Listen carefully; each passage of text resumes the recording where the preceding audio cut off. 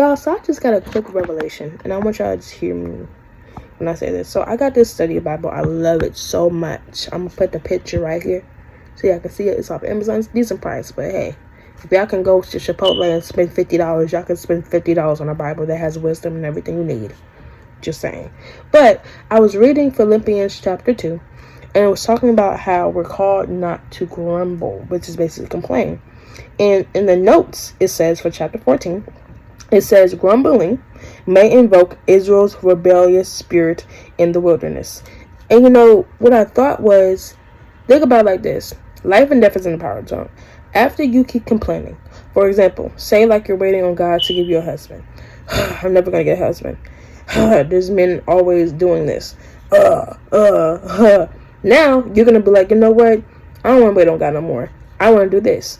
I'll go on a dating site, even though the Lord told you not to go there. And you know deep down inside, there is no godly men on these dating sites nowadays that are actually committed and dying to themselves and fear the Lord.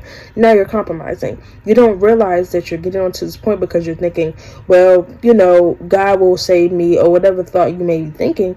At the same time, though, you're going to rebel. Because you know what God's word says. You know that he is faithful. But you just are too impatient and not willing to wait and be obedient. So you're compromising.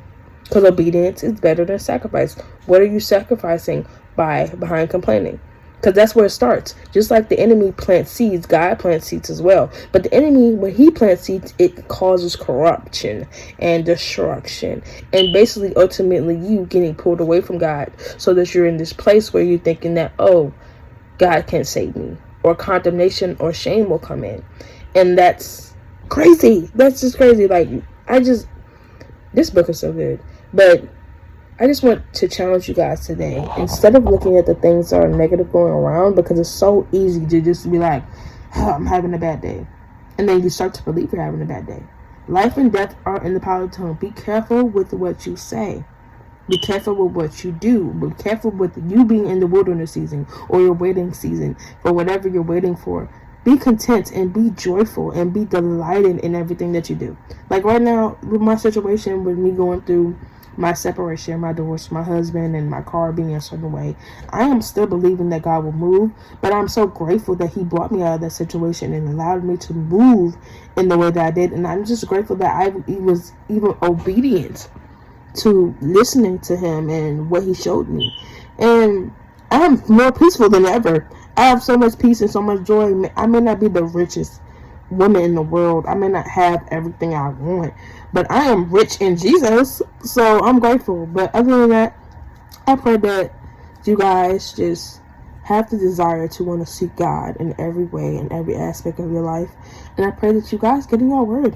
This is a challenge for you guys reading your word. Philippians is like probably one of the shortest books in the Bible. It's only 4 chapters. Read it.